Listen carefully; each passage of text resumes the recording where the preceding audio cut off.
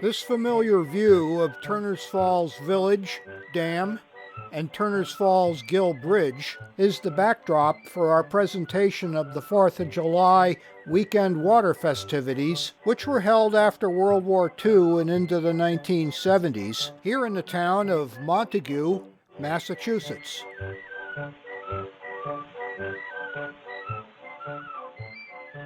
This area beside the river was once the end point for a spur of the New York, New Haven, and Hartford Railroad, which once served the industrial village beginning in the 1870s.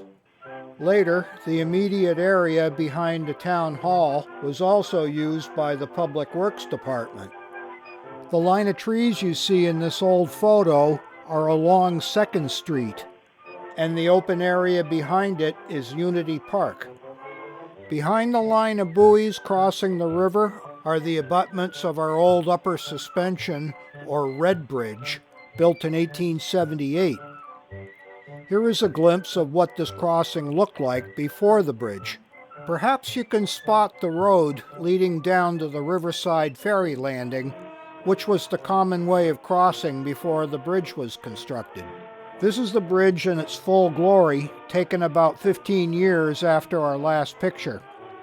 In the foreground is the site of our future 4th of July celebrations. We have noted some of the special features of interest, and perhaps you will still be able to recognize the landscape with your modern eyes.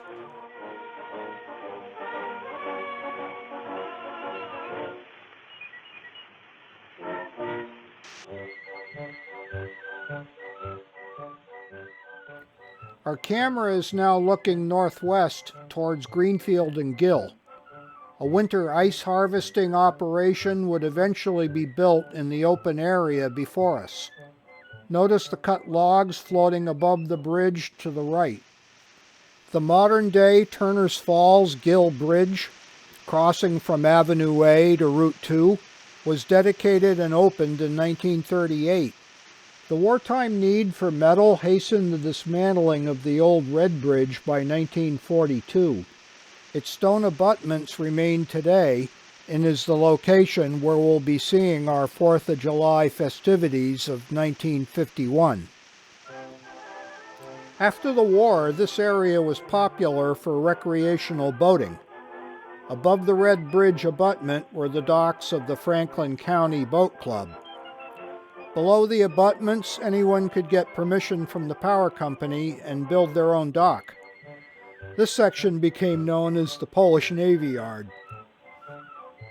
The town once descended on this area to celebrate the 4th of July weekend. River events were the focus of activity, but there included a carnival atmosphere. Booths and exhibits, cookouts, and maybe even kids' rides set well into Unity Park.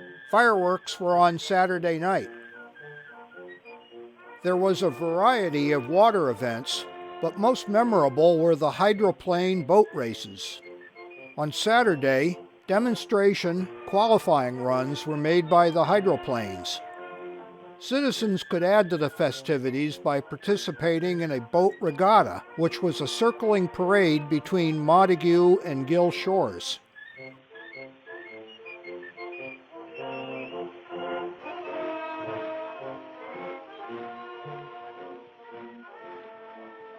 The Red Bridge abutments were great spots to view the events. This is the Gill side and how it looks today.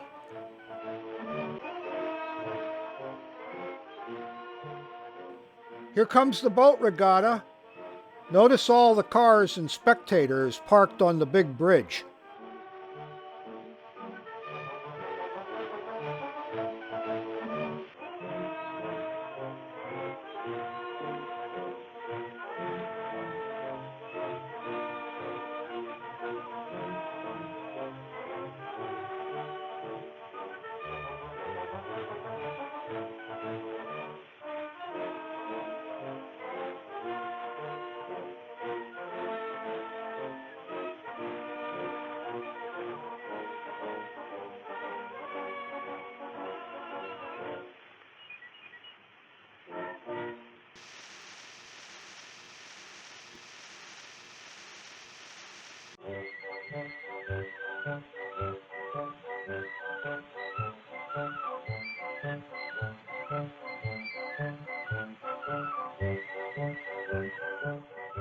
See the town's American LaFrance fire truck? Aside from being an attraction, it was still available for emergencies.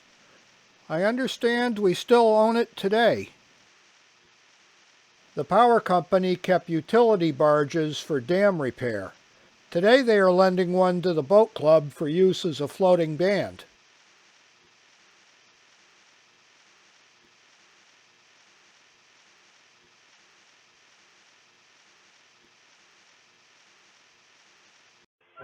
Oh, so here are some shots of the hydroplane qualifying runs. I think these things spent more time in the air than they did in the water. Look carefully. This gal is not skiing, she's riding a skidder. Skidders were made from 5/8" marine plywood, and the rider was towed while attempting to stay on. It was a thrilling ride.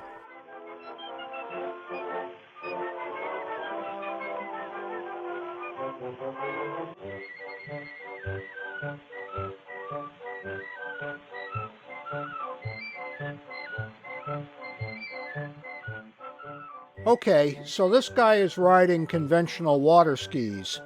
Notice in this case he is holding a tow rope directly from the boat, where our previous show-off was holding a line attached to the front of her skidder.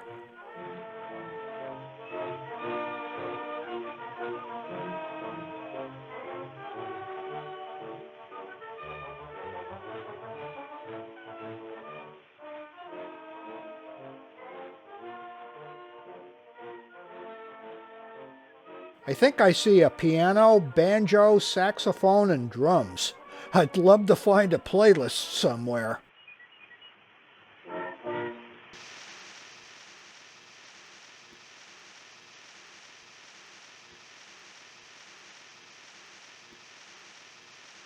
This might be second day show-off stuff. Suddenly everything is blue, and I suspect our photographer has switched to a reel of indoor film.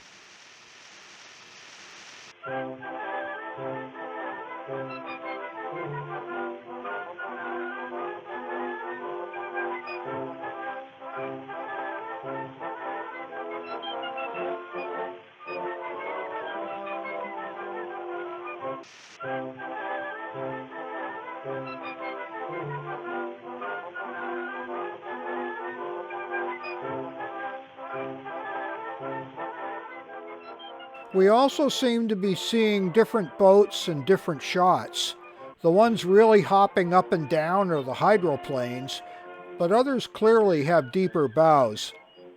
All of these shots do appear to be following the route of the racecourse.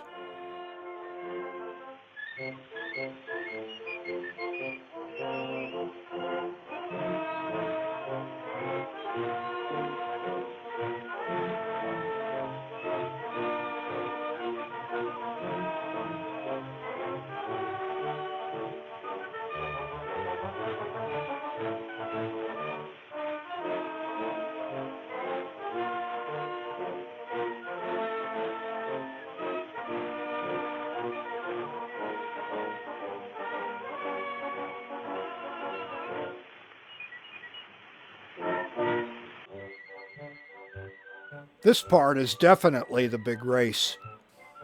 These guys seem determined to get ahead any way they can. I understand there were many tumbles and mishaps, but I'm afraid our camera didn't catch any on this day.